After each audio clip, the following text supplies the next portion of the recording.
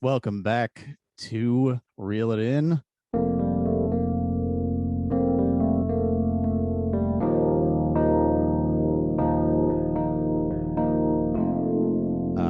My name is Joe, and I'm here as always with Dan Sapin. And Martin Hallberg from Stockholm, Sweden. Hello, there.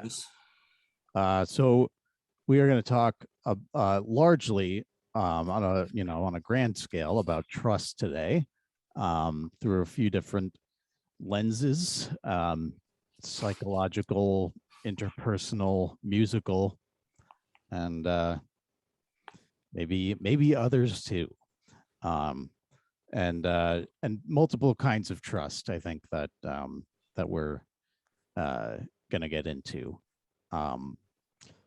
So, Martin, were you gonna start us off? Yeah, I can try. I'll do that.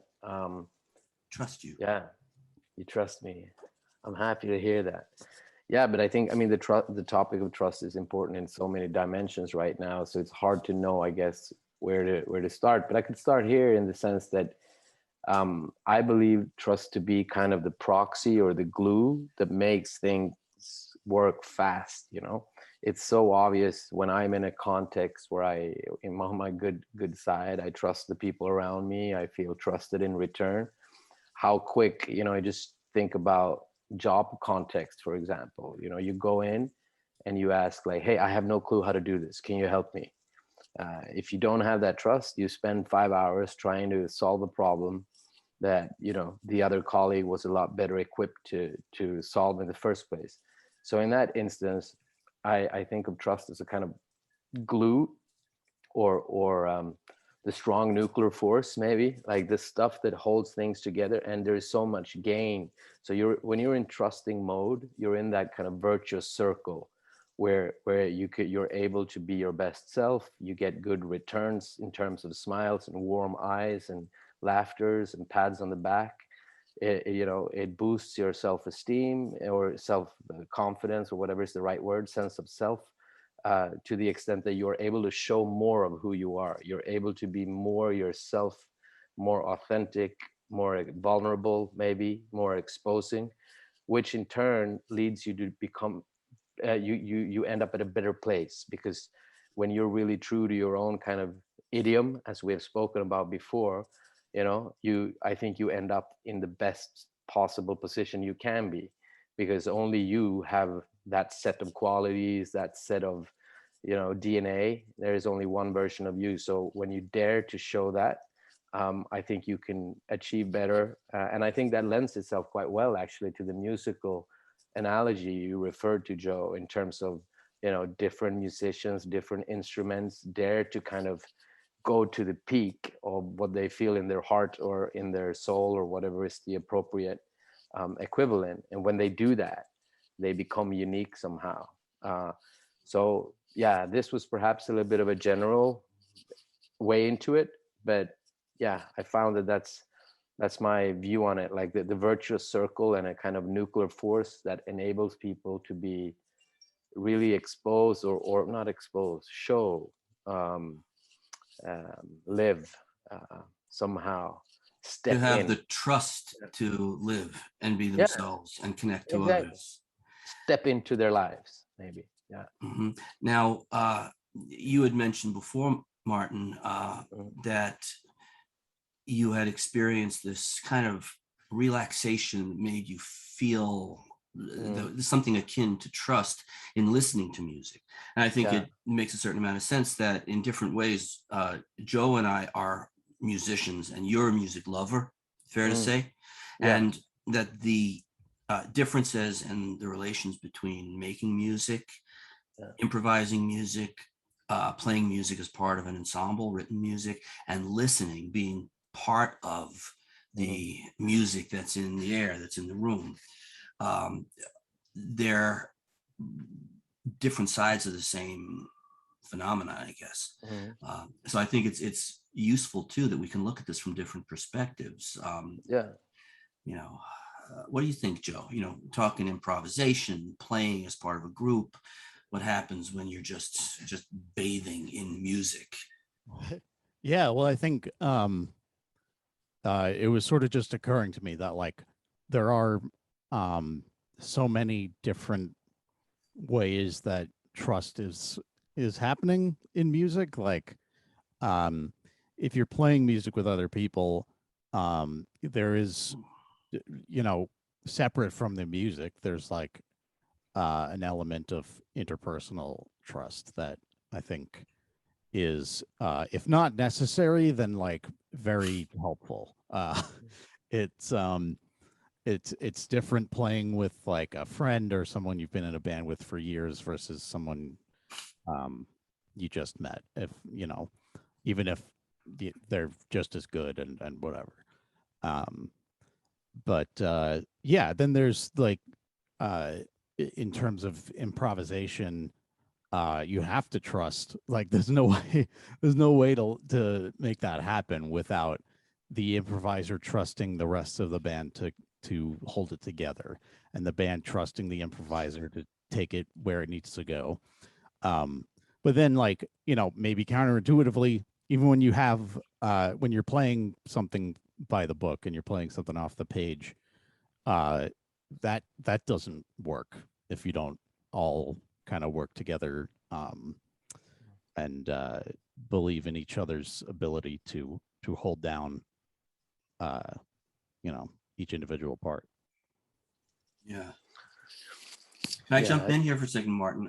yeah, go, yeah, of course. Because, you know, I spent years researching for my doctorate, and the book I wrote about improvising and what it meant for psychology and psychological theory. And there were a couple of things that made a difference. One was, you know, my father-in-law, Joe's grandfather, was a big band tenor player and then a classical clarinetist, and he was a very, very well-regarded musical copyist. You know, the guy that the musicians and the conductor and whatever, you have to trust that he's going to write the music, literally write it perfectly. And when I was researching this, I talked to him. And I told him I was researching music and personality, and I just wanted his impressions of some things. And one of his favorite musicians was the jazz tenor player Stan Getz, who was amazing. Matter of fact, John Coltrane loved Stan Getz. And Bert, you know, your grandpa Bert, my father-in-law Bert, said, immediately thought in terms of how Stan Getz was this unbelievable player, but he wasn't the nicest guy. He was not all that stable in a lot of ways. Maybe we look at him as having bipolar disorder now, because he'd have these rages and he'd, you know, suddenly somebody'd be an enemy who never was an enemy before. But the guy made the sweetest sounds on the saxophone, and he could jump into any situation and just become part of the whole feel of it.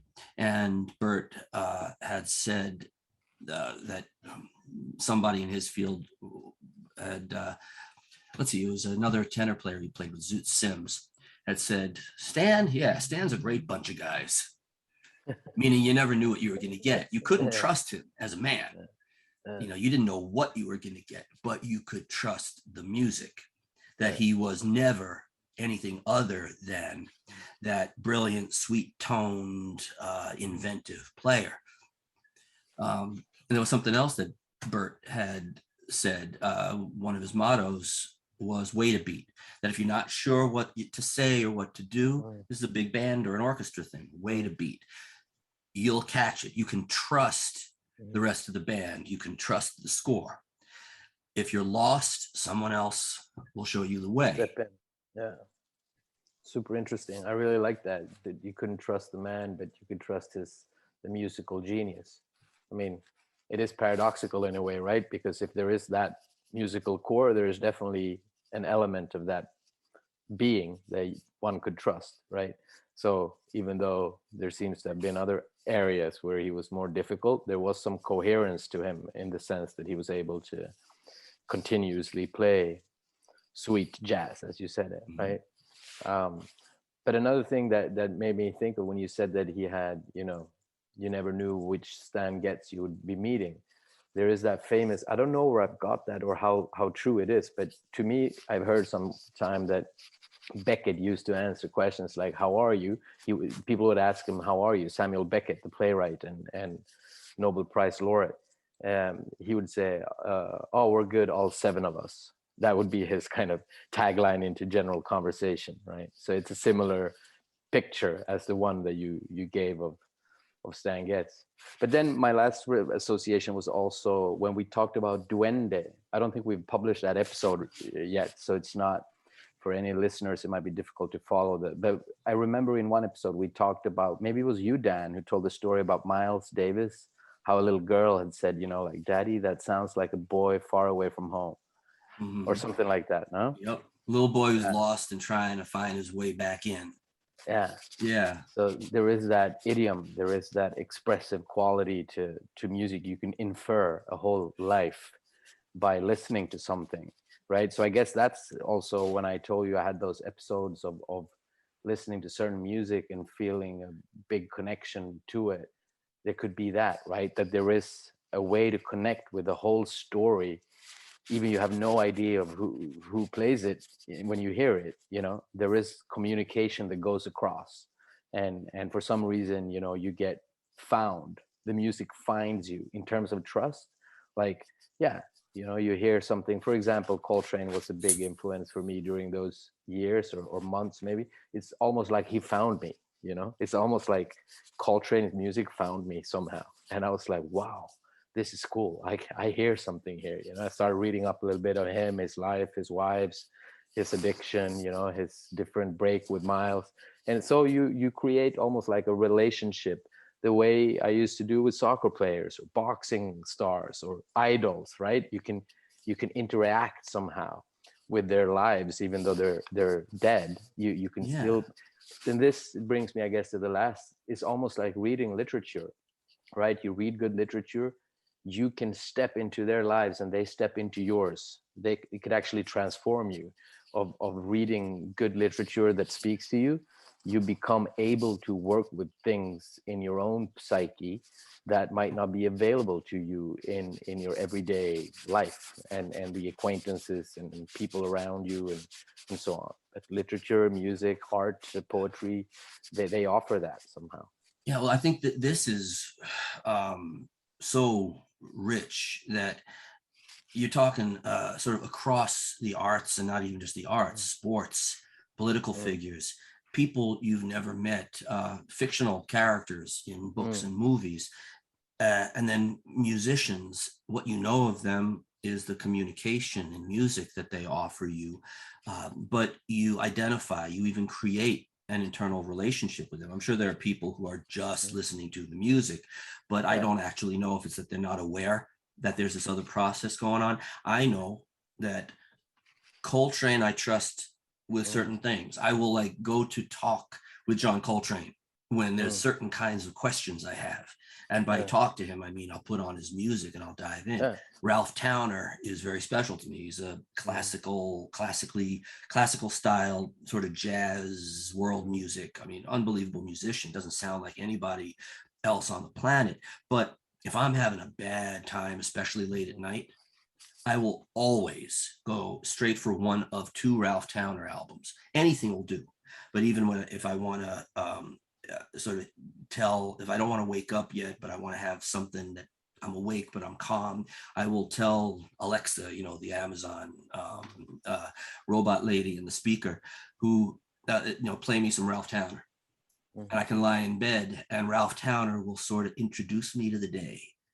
And then I get up 10 minutes later and I'm good. Now, I met Ralph once. He doesn't remember it, I'm sure. And the Ralph Towner I'm talking to in here isn't even really that guy. It's somebody in here who takes care of me. Exactly. It's like an internal object, right? Yep. So, yeah, that's super interesting. I have a lot of thoughts coming up, but one thought was to Joe, who do you go to talk to? I think it was beautifully put, Dan. You're like, I go to talk to John Coltrane for certain kind of questions. And I know, Joe, that you are also quite concerned about certain kind of political issues going on in terms of the climate, for example, and big oil money and so on. So, but rather than maybe, my question is not really to jump into the concrete facts of the state of the world, but more subjectively, if to kind of ask you a segue into that, like, who would you talk to? Like, are there musicians that can find you in these issues that can lift you up or inform you or somehow engage you? Or is the question perhaps a little bit too forced to make any sense for you? Yeah. Guys, can I call it timeout? And Yeah. pick back up. Number one, I need to use some nasal spray because I am like so sinus right now. I can't breathe. Number two, I think, Martin, your microphone here is rustling against your Michael Eigen titles. Yeah, so it sounds like somebody sanding down some wood. Sorry. You picking that up, Joe? A little bit. Okay. Okay. So should we edit it out? Should I say it again, or should we? No, it's not that bad. I just think we should catch it in the moment. Give me 5 seconds. I know I'm a pain in the ass today, but give me a sec.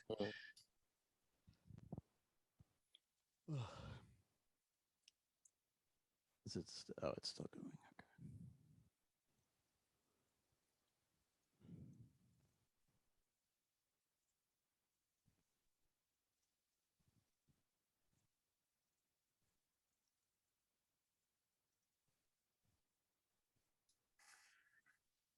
Okay, I guess I could have paused the recording, but Joe, you'll remember this one. I hope. Yeah.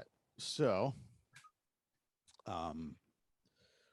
what was oh yeah. So, well, it's an interesting question because I think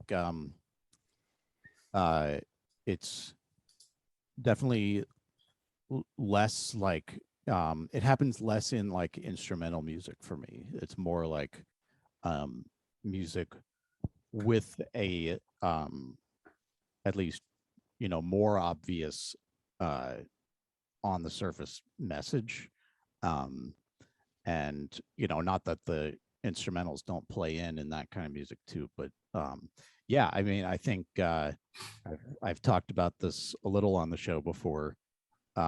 NoFX is a punk band that was like one of my favorite bands even before I really like got into other punk music, and really knew like that they were like a different type of music than the other stuff I liked. And there's something about them where they're so upfront about what they believe and like what they think is right. And I think this is the context I brought it up in a few episodes ago is that I, as a kid listening to like adults talk this way about politics was sort of like, oh, like these feelings that I have are actually valid. And they're so not afraid to say them. And there's a lot going on in their music.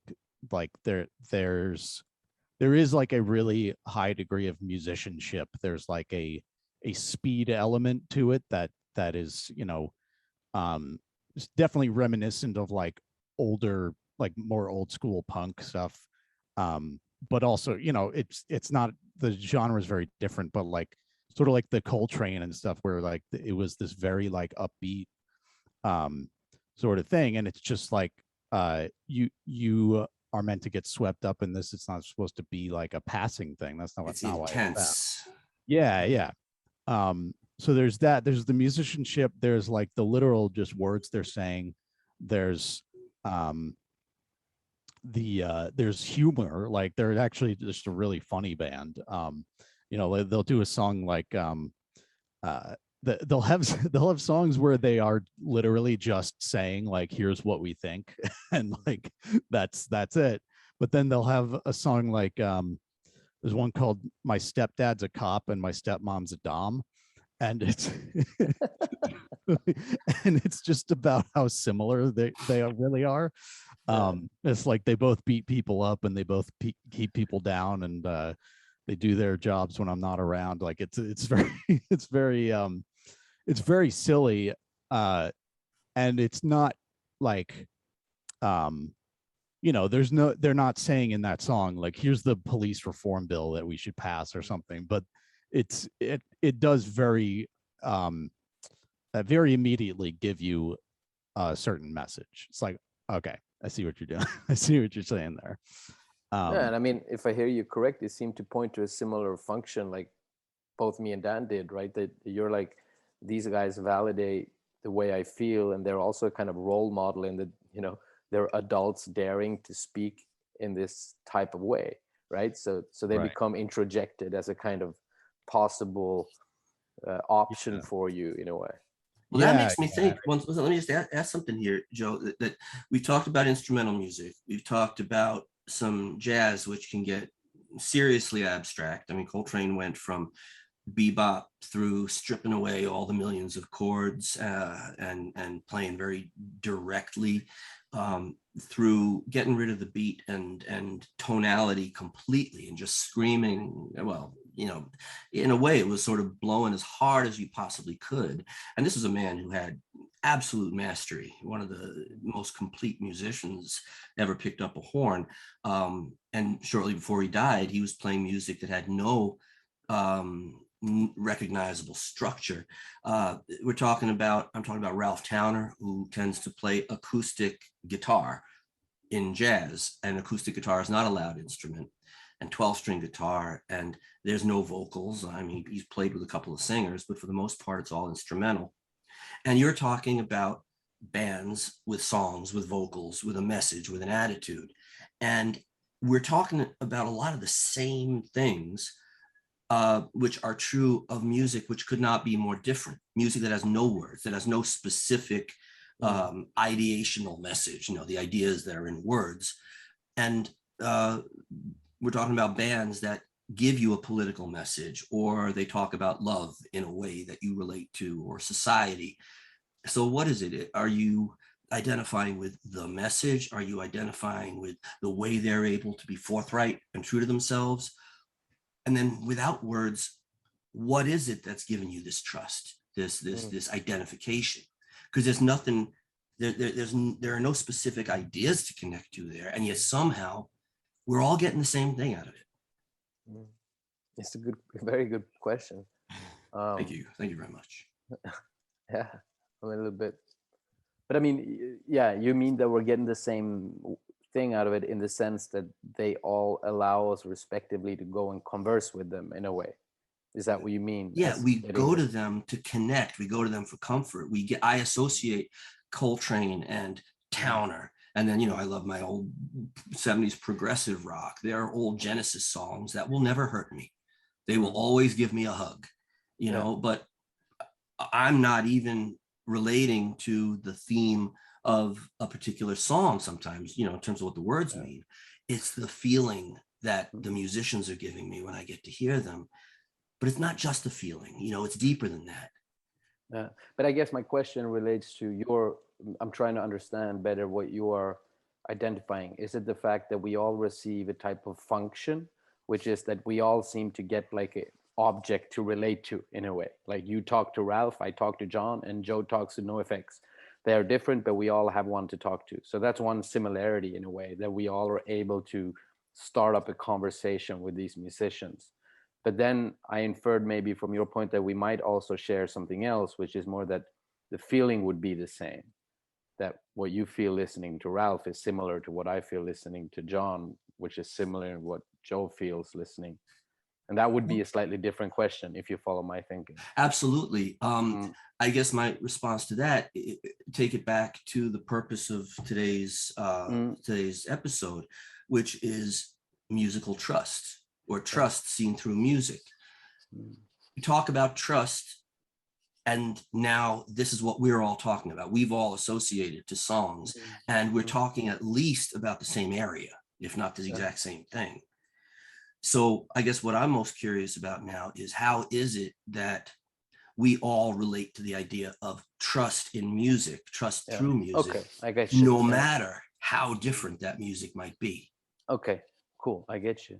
Yeah, so you're suggesting that we're all in a way seem to be confirming some kind of hypothetical idea that it is possible to connect in a worthy sense through music, right? It's something more than only digging it.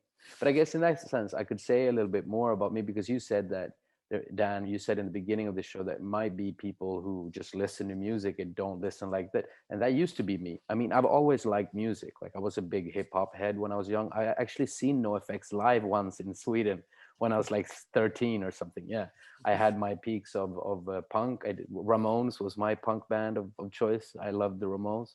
So I've always loved music, but I don't feel that I've ever listened to the music in the capacity that I've been able to do since after I kind of went through a very difficult period in my life. When like the last episode we talked about psilocybin, and I talked about grief. Remember, I said I've never taken LSD, but I've experienced profound grief, and I have felt that has opened up possibilities for me to connect on a level with certain people's stories. I remember telling a story about a girl that was having, her younger brother was in a bad shape or something. So I think there is something similar here, in the sense that up until 5 years ago, I was just listening from here up, from the chest up in a way. But the past 5 years, I've been able to listen from the waist up. So there is something going on in terms of engage. Music can engage that unconscious material, the depth of one's personality in ways that cuts through linguistical jokes and shortcuts, right? So there is some kind of opposition where, not opposition, but I think indirectly in this conversation today, we will maybe at some point end up on language as opposed to music. I mean, music performs something different than language does. It speaks to the body sensorically, directly. You get kind of impregnated or penetrated. Like there's something that music does that just goes straight to the body register, and it shortcuts the cognitive functions you're used to process language through, right? The kind of culturally mediated context of how you appropriated language when you were a kid. Music is able to shortcut that.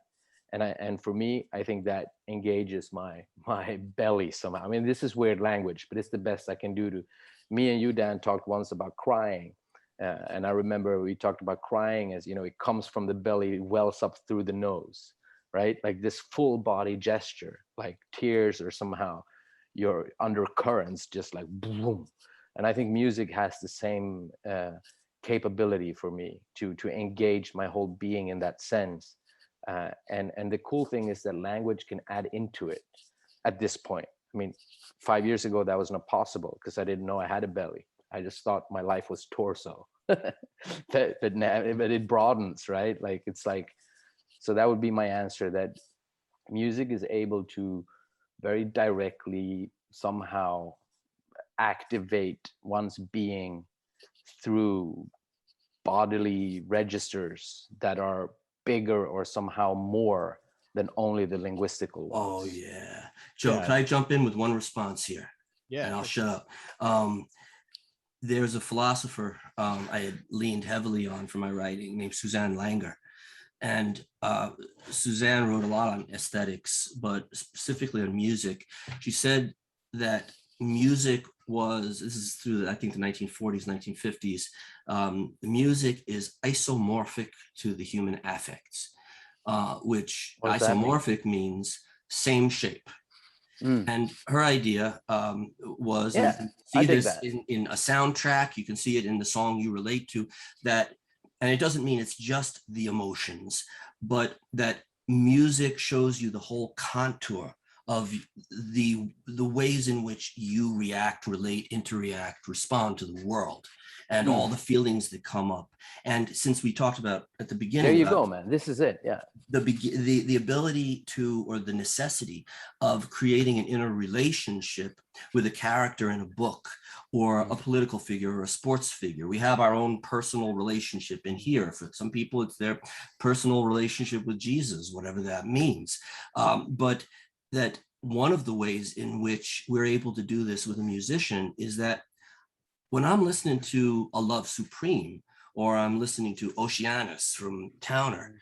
And the reason I go back to those tunes and those players is that I'm getting to sort of hitch a ride on the train, no pun intended, of this great player's emotional life, because he's using music to describe the feeling of what it's like for him to be him, for him to be alive and tapping into something. And whether I'm a great musician or I'm not a great musician, I get to be in a relationship with that as long as I let it in. There you go, man. And maybe certain shapes fit better. So, I mean, it might be easier to start that relationship practice with certain artists than with others. You know, maybe Joe's NoFX was different. That we all have certain pieces of those shapes that you're talking about that might vibe better with other types of artists. So it might be easier to start somewhere because you find more of a similar match or disorder non-match, but they somehow vibe. Sorry, were you waving, Joe? Did you want to come in? Oh yeah. So I was gonna say before jumping off what you said, Martin, about music being able to sort of bypass the mental processing and everything that has to go on with verbal communication. And I think that is a really good point because given what we were just saying that instrumental music can do, and then I would add to that I think you can deliver a powerful verbal message in music because of that power of the instrumentals. There you go, man. So it's like, even the words themselves are in lyrics are like distilled down to, you wouldn't say them that way if you were in a conversation, but on top of that, it's like, here's a bunch of music that we've designed for you to, respond to. And then we're going to say the thing, now that we have you. This is very interesting. Do you want to come in, Dan, or can I go? Go for it. I mean, now we're talking about this, it makes me think of something I've read lately, which has to do with symbolization. Okay, this will be the little psychoanalytic detour of the thing, but I have to bring it up because when Joe spoke here about music being a decor, and then words can add on pointiness or something, words can refine the message that is already imbued by the music somehow. It made me think of Melanie Klein, because I've read something about the symbolization from formation. We have discussed Jacques Lacan before, or Lacan, as I think they say in French. And then you have Melanie Klein, and they both have two very different theories of the capacity to create symbols and advanced cognitive representations of things. So the Lacanian version basically says that language is what structures people, and with language, he means this in a very broad sense, referring to culture, history, the shared understanding of words, the historically laden aspect of language, all of this kind of penetrates the child as he steps or she steps into language. So Lacan would say that language is what enables people to create object relations. Like without language, it's not possible for you to go into rapport with people. But Melanie Klein, she says the opposite, basically. She says that bodily affects are endured by the little baby, and with good enough holding of the environment and parental figures and siblings and whatnot, the child will eventually learn to become more sophisticated in understanding his or her body signals, and eventually attach them to words and symbols and pictures. So you would have body, image, sound maybe, and then words. So they both describe this phenomena from two very different angles. And I mean, some people argue or engage in this conversation saying that they're talking about the same thing, but it's a matter of translation and their miscommunication. Whereas some other people, and I think I would adhere more to this latter view, that they're actually not really compatible. I mean, you can't, they're both valid in their own, it's like quantum and relativity or something. Like they're two systems that are proficient on their own right, but they don't they don't meet, and you can't really settle that question, and maybe you don't have to, right? Maybe it's productive enough to engage them with a dialogue with each other and see what that gives, right? Rather than trying to hammer down. And I guess it all comes back to Freud having written quite ambiguously about this. In some books he writes more in a Kleinian version, and in some books he writes more in the version that Lacan picked it up and made it into. But I think it's quite interesting. It just came to me now when Joe said this, that we're talking about relates also to this somehow. Like, which way do we go into language? Do we go from like a nice instrumental jazz sound and then Dan starts singing, or do we start singing and then we start grooving out from there? I got something for you, and I was looking up just before you started speaking. I know I had read some studies on what happens in the brain during music, and it's very different whether you're playing music or whether you're listening to music.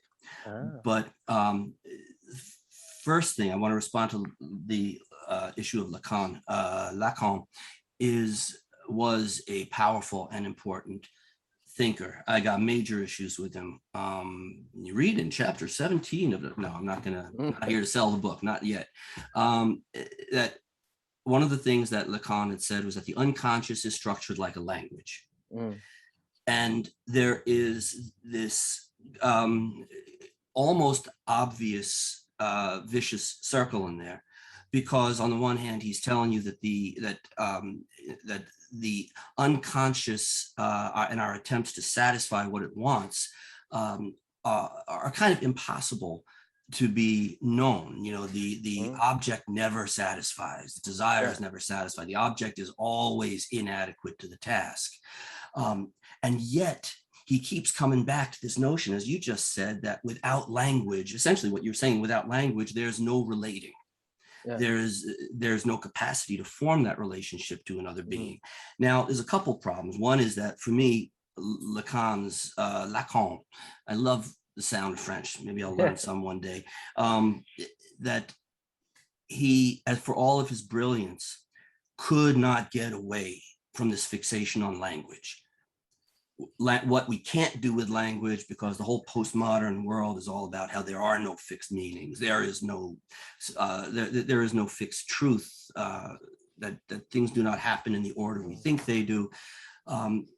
But he completely relies on language and the tricks and troubles of language to establish pretty much everything about his psychology. Melanie Klein, for all of her, and you have to realize too, this is work that was done long before there was any contemporary brain research. These were people who were trying to puzzle out, these were the folks in the beginning of the history of the field. I mean, Klein was in the 20s and 30s into the 40s. Lacan wrote the most important of his work, I think, in the 50s. 50, 60. We got brain scans now, and not that the neuro should replace the psychodynamic theory, but we've got real data about even just the direction things go in the brain. The article I had pulled up, this particular one, was called "Scientists Find Speech and Music Live on Opposite Sides of the Brain." It's NPR. It's with Ari Shapiro, Niam Parsons, and John Hamilton. Robert Zatorre. We can provide the link. We can link it. Yeah. We'll provide the link. And one of the things they say, which is a simplified version, is that the language is processed on the left, in the left brain, the melody and the rest of the nonverbals processed on the right, and that at the very least, we already have the affective, emotional, felt pattern of the music, what we relate to on that bodily level, happening in the right brain. And our right brain is where the unconscious lives. The right brain perceives patterns. The right brain gets a feel for the whole thing. And that when you're listening to a song, your brain is forced to act as a coherent machine, bringing together the language processing and the unconscious bodily gestalt of it with the right brain. Now, one of the other problems we have is that, well, relation true empathy, emotional connection, is to be found in almost every higher species of animal. We know that our dogs have pretty much the same emotional lives we do. Yeah. And they're profoundly connected to each other. We know that less sophisticated, supposedly, animals, prairie dogs, invent language. Whenever something new comes into the environment, one of them calls out a sound. The others pick up the sound. Before you know it, this new thing in the environment has a name, and the entire clan knows it within a minute. And they've got lots of them. Now, they're not using language the same way we are, but you're finding creatures that don't have this complex structured unconscious and the symbolic function, nevertheless using the specificity of language in order to facilitate the emotional and survival bond of the clan. So separating language from body is just one of those mistakes that had to be made in order to get through to the other side. And we can get more into the right brain, left brain stuff, but just let it be said that when we're listening to music, at the very least, our brain is pulling together many different functions, many things it can do. And the fact that we can relate in a very similar, analogous, almost identical way to instrumental and to song, music with lyrics, means that there is, I think, a higher order, a higher way in which, like the same lyrics, if you read NoFX lyrics as a poem or as an essay, would you feel what you feel? Would you even spend time on it? Might be cute, might be interesting. They're interesting guys. They've got a perspective. It's worthwhile. But no, you're doing it because it's a band playing music. Yeah. There are reasons why we write lyrics or set poems to music and call them songs. It's different. I'm watching, trying to infer. Yeah, go ahead, Joe. I agree. Case closed. I think I didn't, when I was young listening to that stuff, or like System of a Down is another good example from my middle school days. Same thing. It was like I didn't realize that that the music was a tool, I guess. I don't know. I feel like a lot of people would say, I didn't realize I was getting political messages from it.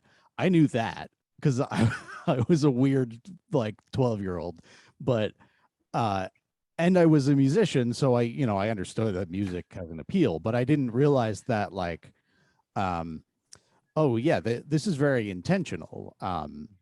They, I'm sure they're doing what they love and they are playing the music they love, but it was sort of like, oh, these are two separate things. They put this message in there and there's music and that's it. But it's like, no, this was a very intentional merging of the two as a tool. Yeah, absolutely. I think it was a very good segment there, Dan, what you were speaking about. And I think to the large extent of things, I agree with what I think were the gist of what you were saying. I don't have an issue with it. But then I don't think that maybe what you said goes to really solve the issue between, and I don't think it's maybe the best use of time to really stay on that, let's say, more of a technical, but I agree with you, the right brain, the emotion, the affect, the affective side of music. And I guess I would say something like this, that I think that music touches affect, which is the source in a way of consciousness in the kind of field of the neuropsychoanalytic tradition that I'm interested in right now and kind of reading on some of this. So basically one could consider affect as the kind of wellspring, is what the word that Mark Solomon used in his book, or the spring of consciousness could be understood to be affect in its source. But then whether that order is higher or lower, or how to relate that to the issue of language and dealing with the real world, I think is perhaps slightly different and perhaps not really the most important debate, you know, in which or topic right now. But I think that what you said for me is that you pointed to the fact that what all these animals do, what right brain interreaction does, is that it hits a kind of source within us that feels deep, that feels wide, that feels sentient, that feels pulsating, that feels alive somehow. And we can relate that to a lot of different objects, you know, to animals, to other people. But then how that affective source then wells up in each individual and becomes adaptive or maladaptive, that's perhaps a slightly different story, where we have to bring in these more cognitive, let's say left brain aspects in order to understand. And I think your story of Stan Getz illuminates this beautifully. I mean, the man seems to have been and I've listened, I actually, it's funny because my parents bumped Stan Getz all the time. I've listened to it so much without even knowing that I've listened to Stan Getz. But from what you say, this dichotomy of a super sentient source that is able to capture something very real is cohabiting with some kind of cognitive structure that seems to have been difficult for him. Where language, in terms of language being culture, whatever family history he has, however he grew up, you know, so language could be related to the unconscious in that way, that, you know, all your verbal cues are linked to a lot of shit around you. So the way you come into language is never, it's never neutral. It's never a blank page like the John Locke or whatever those old philosophers would say, you know, the human soul is a blank canvas. No, like from the day you start kind of speaking and interacting with language, you're already kind of fucked. And I don't think that they have to be contradictory. I think that they commingle in more or less successful or adaptive or maybe just fucking genius artistic ways. Who cares? I mean, maybe that's rude of me to say. Maybe Stan Getz did cause a lot of havoc to his close people. I don't know. And if he did, that's not cool. But for the afterworld, I'm super happy that he was able to tune in with whatever affective genius he had and was able to share that in musical notes.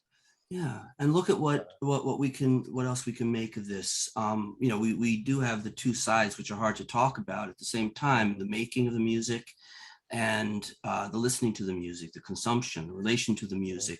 And one of the things that I had to get through in writing my stuff and trying to talk to my father-in-law about it, because he was thinking, since I'm a psychotherapist, that I was thinking in terms of mental illness and music. But it does raise an issue, namely why it is that some of the most profound musicians, for me, it's jazz improvisers, because that's just the music I tend to be into. And it's not a rule exactly, but that so many of the greats were on the edge of insanity or suicide, or a complete breakdown for much of their lives. Tom Harrell, one of my all-time favorite trumpet players, is a paranoid schizophrenic. I mean, Tom, you know, the disease is largely congenital. It's brain-based. This is something that was not known for certain until surprisingly recently.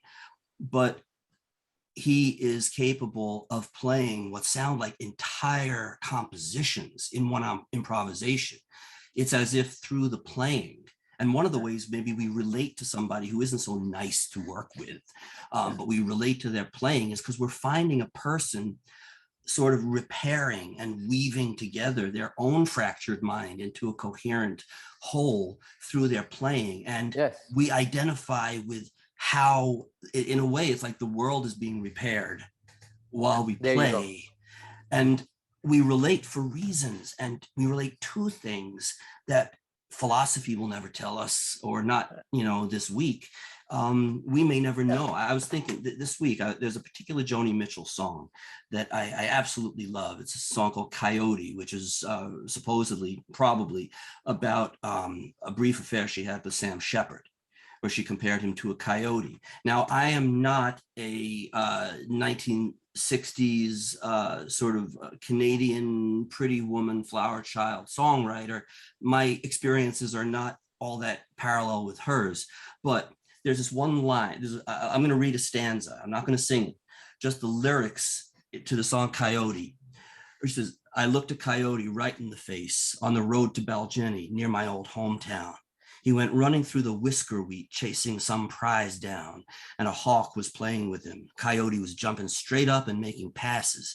He had those same eyes, just like yours under your dark glasses, privately probing the public rooms and peeking through keyholes in numbered doors where the players lick their wounds and take their temporary lovers and their pills and powders to get them through this passion play. To get them through this passion play, no regrets, Coyote. I just get off up a ways. You just picked up a hitcher, a prisoner of the white lines of the freeway. And this has nothing to do with my life. And yet, whenever I hear that, my eyes tear up. I don't know what it would take to get your eyes to tear up, but it's something very meaningful to you. Yeah. I relate to something in here, and it's not just because it's beautiful language. It's not just because it's so heartfelt in her. Yeah. Something in me, I don't know what to call. Here's that, and I see myself mirrored, and I can't explain why. Yeah. Mystery. Cool. Yeah, that was my exact word, was mystery. And yeah. And I really liked what you said there about people repairing something. I started thinking about, blind people or people that are born with certain, cerebral defects. Like there is that, what do you call it? People with big, yeah, exactly. For example, that basically their whole cortex is not there. But it's been shown that they are affected when their family comes into the room. They tear up, they communicate. And I think if one thing we know of the human subject, it is our capacity to compensate, right? If something happens to you on, let's say, for example, this side of the brain, you can find that pretty much many of those tasks will be dealt with suboptimally, but yet dealt with by other parts of the brain. So this elasticity of being able to compensate for flaws and defects in one area can be picked up by another. And I think what you just said about the musicians really points to that. Let's say that these people gone through some horrible fucking stuff, who knows, whatever happened to some of these musicians we're throwing out there. But let's say that this kind of cognitive representational space where language and the mediating fabric between individual society has, for whatever reasons, torn down or broken down, then it would be fully logical that they refine more and more those other registers of their being that do work with whom they can communicate, from where they can have agency, from where they can be telling stories. And if it's not in the kind of linguistical cerebral space, it would be from that effectively driven, intuitive, right brain oriented way of being, right? So I think you really nailed it there. And I would guess then maybe that some things in John Coltrane's story speaks to mine, and some things in Ralph Towner's would speak to yours. And I mean, Joe has already done the math in the sense that he has seen that NoFX was a politically oriented group that was able to relay messages, I guess, in similar kind of fashions to what Joe was feeling, right? So all of these characters would then be repairing something in similar arenas or similar topical issues that we have all dealt with. And you just hear, like you said, Love Supreme, or, something, and you're like, boom, there is something there of what this guy has done that is just fantastic. I mean, it's the mediating fabric between self and society, which is, by the way, a beautiful, beautiful phrase. It made me think, well, in what way are you and me and Joe and Joni Mitchell and John Coltrane and NoFX all woven into the same fabric, so that entangled in a way, so that when somebody tweaks this part over here to make something happen within them, we feel it and relate to it, even though it's got nothing to do with our personal life. Yeah, exactly. Because we're part of something bigger than ourselves. We're talking trust on some, I love this word, resonance. It's one of the most beautiful words. Like you hit the spider web over here and it shakes over here, you know. Hey, what's the name of my book? Not Freud's Lost Chord, but Discovering Jazz in the resonant depths, the resonant depths. There you go. Yeah. And for me, it was jazz. But in those in that resonant psyche, people can join in and create a tapestry. And whoever they are and however different they are, if they are empathic, if they trust one another, they will create a unique fabric, because something in them will weave with the rest and come up with something that never existed before. And you know, Mike's, I'm going to pass this to you, Joe, because I know that we've been babbling now, but Mike Eigen's last book, or the one before that, it's called Psyche Singing. There you go. It's exact same idea, but perhaps maybe even further taken, in the sense that, let's say we resonate, we then establish trust between us, then we will sing. If you follow my, that you can resonance also in difficulty. You can resonate also in difficulty. But when you sing, in general, I guess, maybe no, maybe not. But my thinking was that when you sing, you're happy somehow. But that's probably not true. There's a lot of people who sing fucking heart gutted, you know. when you sing, you're alive. Yeah, there you go. Good, nice way to put it. Joe? Yeah, so since we have I think a few minutes before Swedish daylight savings is upon us, but I wanted to maybe bring it back to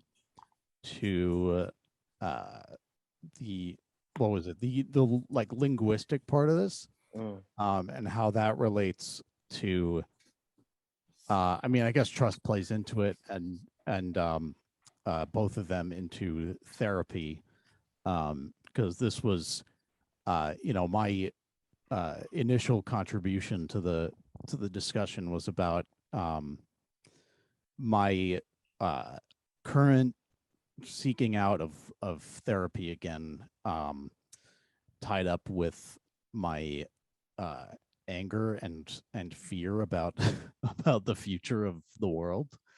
And so, you know, without getting too into like all the details of that stuff, I've hit another breaking point. I didn't know there was another one. I didn't know there was another edge to push me over. But with the Strap in, Joe. Long ride. The Democratic Party of these United States negotiating against themselves and their own budget bill. Sorry.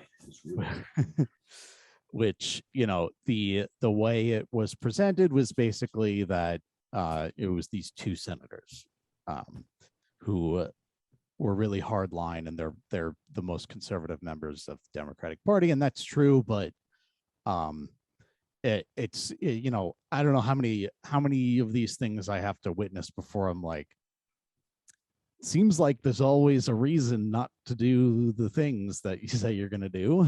And they have all, you know, all three well, not all three branches, but, you know, Congress and the White House, and they just have come up with excuse after excuse during this first year, and, you know, not that there's no difference, but that's what I'm dealing with. And I was listening to Greta Thunberg talking about how she's starting to feel the same way, and I think you know, she's a bit younger, and I think I've had a few years of like going through stages of this already, but like she was saying, like, I'm starting to realize that I've been a photo op for all these world leaders and people for a few years now, and they're not going to do anything. I don't have much faith in the systems or the leaders, and I, you know, she says she still believes in humanity or something like that, but it was like, I do believe that people can fix this. I just don't think it's going to happen in this, you know, in this avenue of it. You know, so that's again, like not that different from how I've been feeling for a while, which is that like I still vote. I vote for Democrats because like the alternative is so much worse, and I don't want that to happen.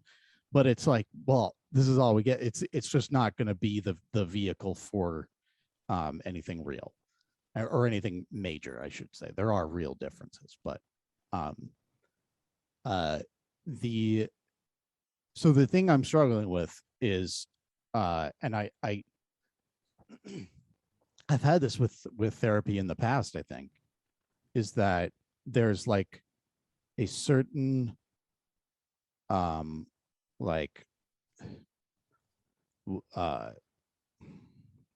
condition of living that I can't seem to get past, even though I'm on medications that work pretty well. I have, dealt with a lot of my issues in therapy, but there's this level of like, the way it's manifesting now is it's this political shit, and it's the fact that they've just completely abandoned us, and we have, I won't name names, but like there's a lot of these people who are several decades older than I am, calling us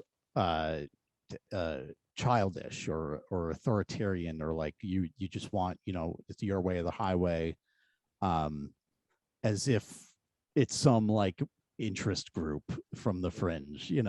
It's like, could we not like end life on Earth? Could we do that maybe? And I have a very hard time just kind of coexisting with that in the world, and with overcoming that last edge of depression with that going on. So there's a reason why you're bringing this up now in an episode about trust and music and everything that's come from it. In the context of trust and what music brings us, what do you suppose that despair is about? Because I think you're right on the edge of saying it. There's one thing that therapy and medication have not healed. How would you put it in the context of trust, ensemble, being able to open to others?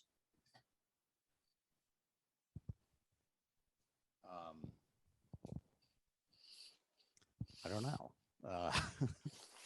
I mean, I think that there's a breakdown of trust with like the institutions and like the sort of established kind of system that we all grow up learning. It's like it works, like there's problems but it works, and like that has completely broken down. I'm not sure if that's what you're getting at. Well, what I'm getting at is really a question. I think even though it's not clear yet what the connection between your last statement, which thank you, for sharing it. And it brings up a lot that resonates in me. But I'm thinking there are ways in which this depressive disillusionment, and disillusionment is an important word here, relates to what we're talking about today. And I would say there's two things that come to my mind. And if you want to riff on them, one is that loss of, call it faith, in not just the institution itself, but that institutions per se are going to do what they say they're going to do, that they're going to hold up. Is the structure of the world that you are trying to live in and trying to be a useful part of, has it fallen apart? Was it ever real? If you found out that your parents weren't your parents and they're a bunch of felons, and that you were, grown in a box someplace as an experiment, it would disillusion the hell out of you. And then you find out that all the freedoms you thought you had, well, yeah, you kind of have them, but they don't mean anything near like what you're told they were. But that's the sort of, you got the institutional distrust, the sense that, all right, I was prepared to be part of a democratic society where where dreams can, if not, dreams can come true because you're free to achieve them and you have a voice. Voices make music, voices sing, voices speak, voices sing in order to unite. But Like the music is broken. The what'd you say, Martin? Voices also. No, sorry. I mean, you go ahead and I'll chime in after. I didn't mean to interrupt you though. That was my bad. I guess I'm responding first of all, Joe, to the fact that you brought these things up at a critical point in an episode about music and trust. And in that discussion of music, we talk about unity, and we talk about the ability to identify with each other, the ability to believe that things hold together, the idea that music repairs the soul in a way. You have these people who are fragmented, who become whole through the playing, and then they become whole with other people by dreaming music together with those people out loud. But then you look at life and the stuff you're taking part in the world here, and seeing that there are parts of it that are fraudulent. There are parts of it that are really psychopathic. And I'm hearing that there is a huge crisis of faith that this fabric that Martin is talking about holds together at all. And if that's the case, then how are you going to have faith in yourself? Because this is the fabric you grew up in.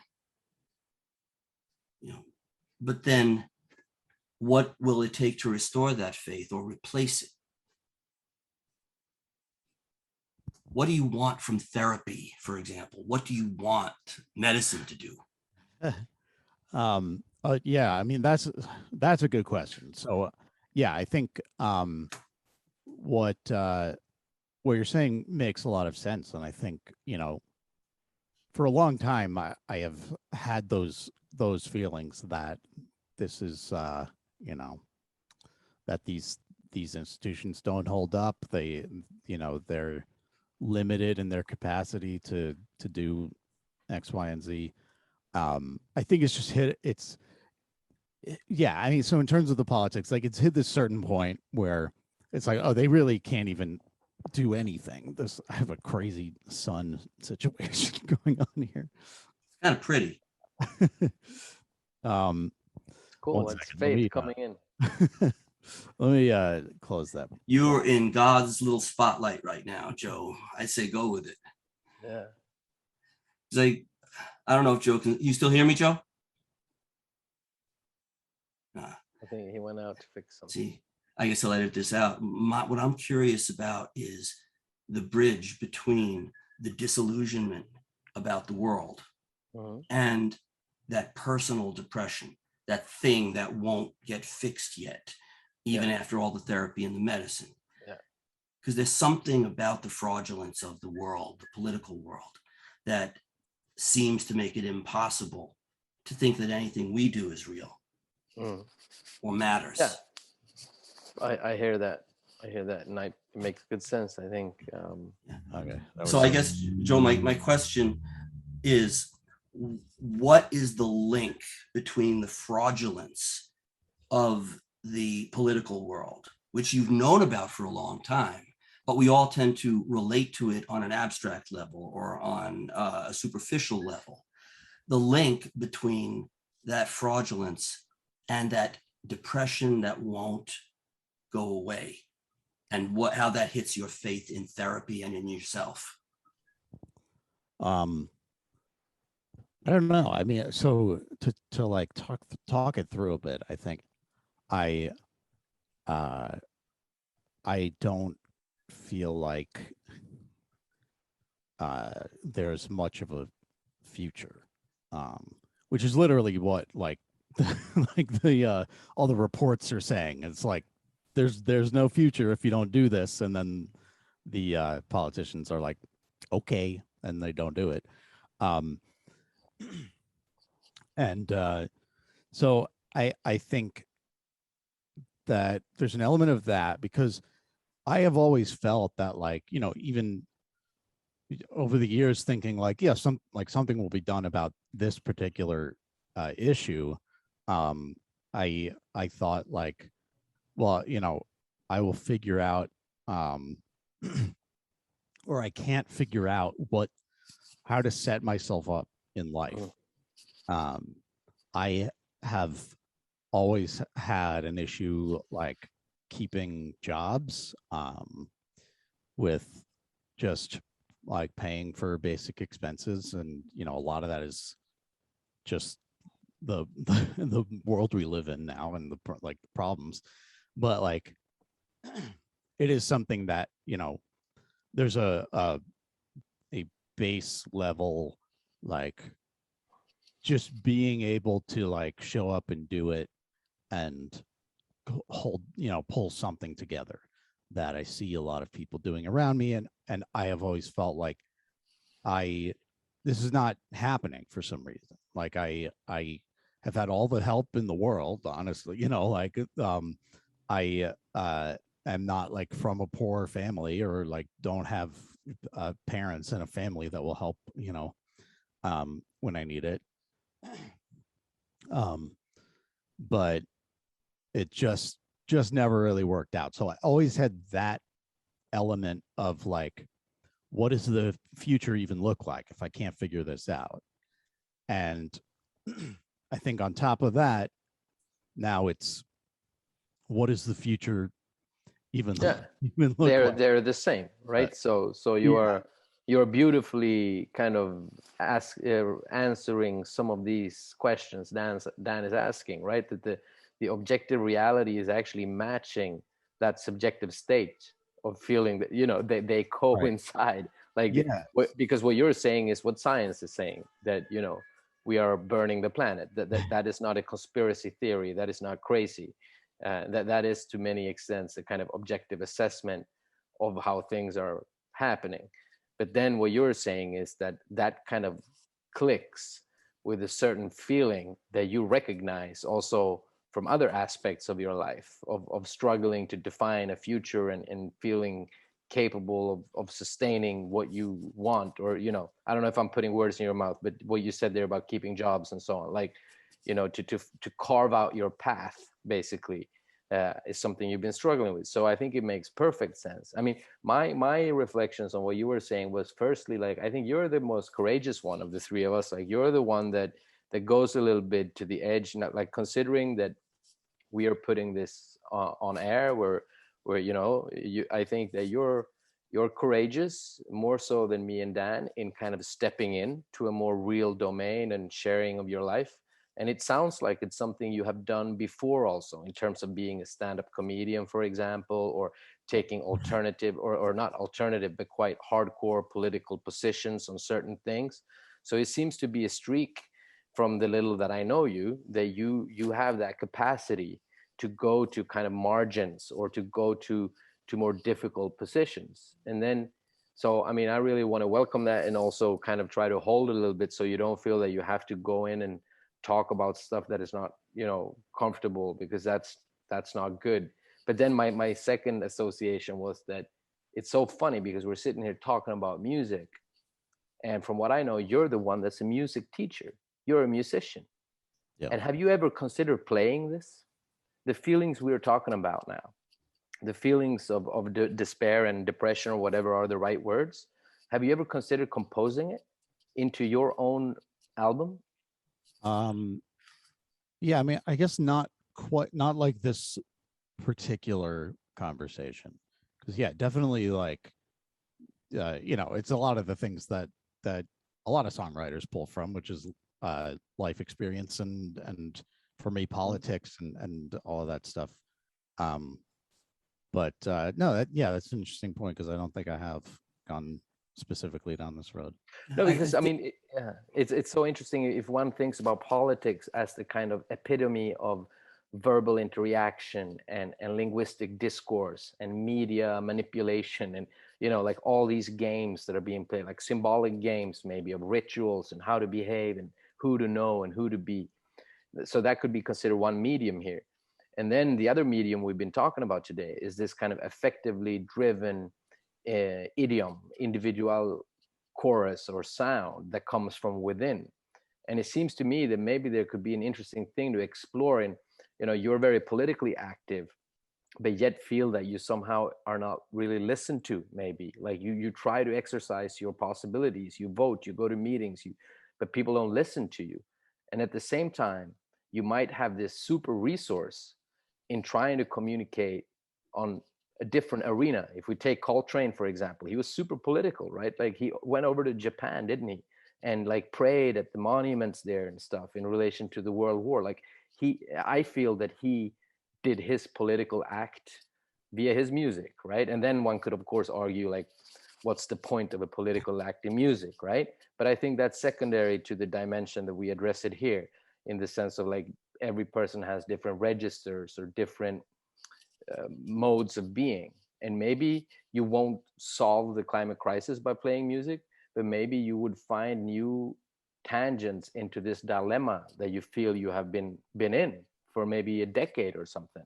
Right. And if that's the case, I mean, this is what my poetry book was about. I have released a poetry book. I'm not a poet.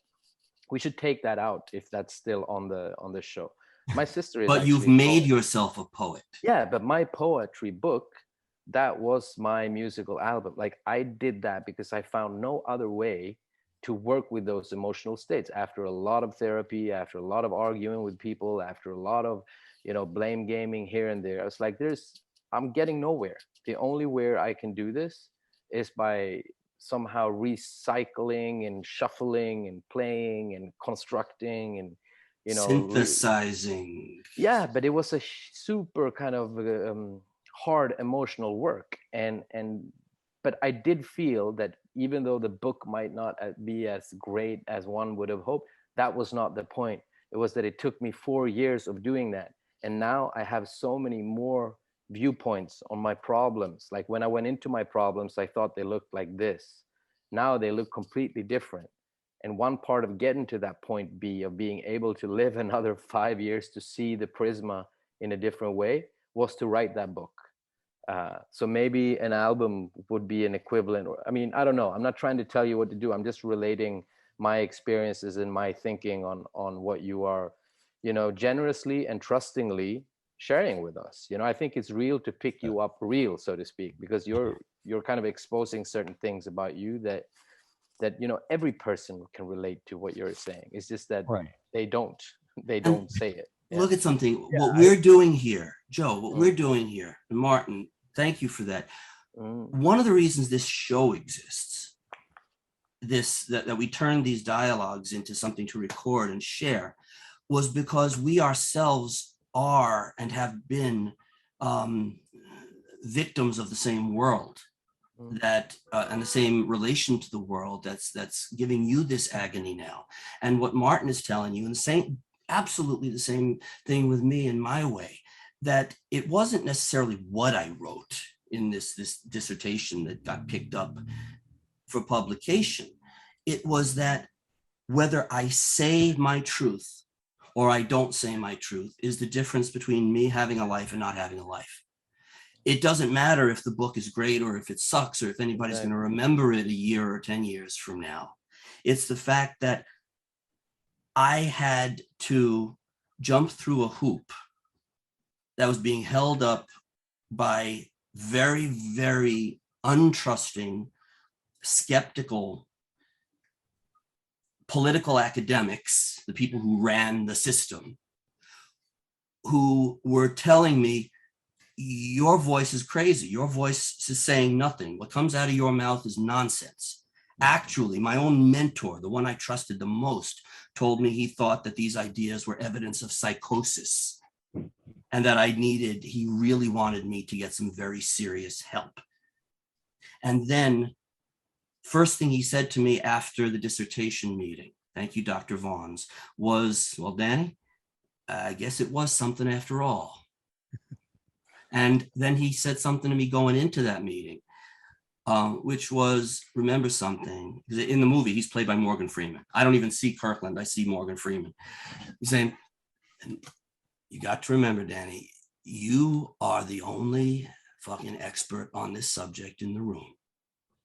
Don't be thrown. You made it here because you wrote that thing and you are the expert on it. Just be true to that. And so, yeah, what I wrote, I worked hard on, and it wasn't bad. But the fact that I was willing to speak it saved my ass. It gave me a career. It enabled me to meet Martin. You know, it enabled me to have a lot of relationships in my life that matter. But it gave me a relationship to me that didn't consist of, the world is fucked up. The world does not recognize me. I do not recognize the world. I'm stuck. I've got nothing. It was either or. And you know what? That feeling of the bullshit of the world and how it's mirrored in this internal depression, that may never go away, Joe. But what might go away is the sense of despair. Because once you realize you can fake it till you make it, and then you learn afterwards it was never faking. It was faith that if you speak your voice, something real will come out. Yeah. That's what you got. Yeah. I mean, well, because the other sort of part of this was that I'm still trying to figure out what I want to do with my life, and now that means like, what do I do even beyond a job? Like, I don't care if I teach guitar forever, that's fun, but like it's like, but like, what do I want to do to contribute to this? Because I can't just like teach guitar and pretend that it's all going to be fine, and I'm like preparing for a future that's not coming. But yeah, I'm getting around to saying that I think what you're talking about is at least part of that. It's when when I got into a successful relationship and then married, I found myself unable to access the same sort of like, oh no, this girl doesn't like me feelings that I based a lot of my older music on. And over the past year or so, I've found my way into a little bit of like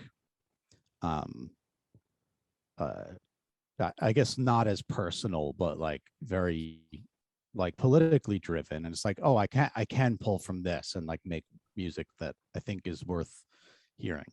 And I think what you're talking about might be another way in to expand upon that. Yeah, there's just one thing I would take from this, man, and it is awesome, that maybe there is somewhere in your heart, as it has been for most of us, an unspoken deal, which is that as long as you fuckers make room for me, I'll join in. But then when you find out that the political world, the economic world, people and their ill will and their lies are as bad as you think they are, there's a part of you that says, I'm contributing to what? Who am I contributing to? You know, even if I had something, where is it going to make a damn bit of difference? But the existential act, and you want to go back, Beckett was a despairing man in a lot of ways. Camus, Kafka, the existentialists, the ones who realized that almost everything out there is a sham, but there are islands of goodness, islands of reality. That this show, our first episode about lighting that one light in the wilderness, that shows somebody else that they can also illuminate themselves and thereby connect to others. That existential act of speaking, of singing, of doing something completely irrespective of who the assholes out there are. Remember that one person who lit that torch thought he was the only man in the world. He only discovered his place in the world by lighting it and saw that he was never alone. Yeah. I have to say a few things also, because I guess we're wrapping up now. We've been going for a long time, but I think this is super cool and profound, and I really love this in a way. Like, we're getting And once again, I think we're driven there by you, Joe. So that's not to be taken lightly in the sense of lighting torches. I mean, you keep doing this. You keep doing things that we don't, in the sense of telling these stories. But the words that I'm like kind of cycling around to try to wrap this for me, it really deals with to, I would summarize it, I guess, somewhere along the lines of like, one, I don't feel listened to. Like I have a voice, I keep exercising it in those structures and regiments that I find myself in, but somehow I get the feeling that I'm not listened to. It doesn't matter if I say this or doesn't say it. It doesn't matter. It doesn't get across. So after a certain point of doing that, there is that switch that Dan speaks about, that I very much relate to. It's like an either or, you know. Either I come to the point where I say, you know what, fuck it, these people are not listening. I'm going to write this or produce this because this is what I got to say. So I'm going to say it in my own way, on my own terms, in my own music, my own poetry, whatever it is. And that very act is what authorized me, myself, to become that agent of my own voice, my own idiom. And that, I think, is actually self-respect. That's where I land when I think, like, I'm not sure if that's the right word, but I think that that's what it comes down to. Good Like word. after concluding time and time again, you know, that these things happen, whatever they might be, you know, for your case, maybe go to a rally or voting or something. It doesn't solve it. You keep doing that until a point where you get pushed over a limit. You say, I'm going to do it on my terms now. For me, it was that poetry book. Maybe who knows what other project will be. I think this podcast is one way that I try to honor that light in a way. So that would be my key kind of attempt to pin this, would be around self-respect. And the last part is that the idealized ego.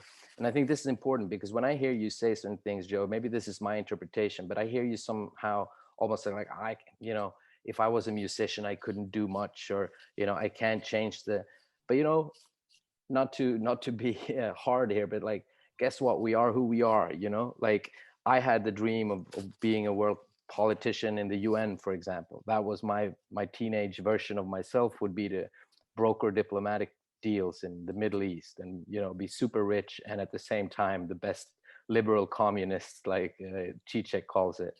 But maybe that's not the abilities and talents that were handed on to me. So for me to honor what's truly mine, it also means to say no to certain things. It also means to recognize the limits of who I actually am. And in doing that, the hard part is to give up that idealized ego. Like, I so much wanted to be that person. I know I still can be, you know, like, because then I wouldn't have any problems. I wouldn't have to make judgments between wealth or politics. You know, I could cut down the aisle and have like a beautiful family, perfect job, super much money. But after a point, it's like, no, it doesn't work like that. You're a snowflake. I'm a snowflake. Dan is a snowflake. You have certain things that are given to you where you master, and you have certain that don't come easy to you. And making that choice is that existential kind of act, I think, that Dan speaks of, like stepping into one's medium and saying, you know what, this is where I'm going to be, at least for now, another whatever 10 years. This is the joint where me and my band is going to play. And if you come and see us, maybe 1,000 minds would be changed by listening to those tracks. And maybe that would be the Greta Thunberg in Boston, you know, like, or like that guy you put me on, Joe, Bob, what's he called now? Burnham, for like that yeah, like that fucking show, man. Like, okay, it's not a political rally, but that show hit me harder than a lot of stuff I have read and watched. Like, that was so good. I mean, and the pain that he must have gone through to get there is also admirable, that he's able to give us that, you know. So if everybody were able to do that, maybe we'd have a systemic change in a way. Right. Yeah. This becomes like preaching, you know, but I spent many years in these basements and cellars, and it's nice to be able, I feel very invited by you sharing this, and it does create a trust to also lift on some of my lids a little bit, and, you know. Oh, good. Yeah, I appreciate that. I think you might have said this before. Like, it is, I think, from stand up and from doing podcasts. my first podcast was about a breakup, actually. So the whole thing was just like, here's very personal information about me. um, so I remember I mumbled my way through an episode, before the coffee kicked in. Breaking Up with Joe, the classic podcast. But there's so much truth there, Joe. I mean, it may not feel it yet, but you've been putting your voice out there. You've been making your commentary. You've made hard choices. You have not tried to walk that center line just to get along. And you were willing to share this story with us. And I suppose with anybody who's listening to this, we'll see at the end if you still want to keep it in here. I hope you do, actually. But I know it's, you're going out there naked with this stuff. But there's something powerful in doing it. And I was very inspired. Thanks. Yeah. Again, I mean, I'm happy to keep it in there. I honestly don't realize I'm doing it sometimes. It's just, I've just gotten used to it. Well, isn't that a thing, Joe? Good. That you're not yourself only when you intend to be yourself. Sometimes you got to latch on to that bigger self and notice who you've been all along, that maybe nobody has recognized, least of all you. That there's something already very real there that is at least a source of immense potential.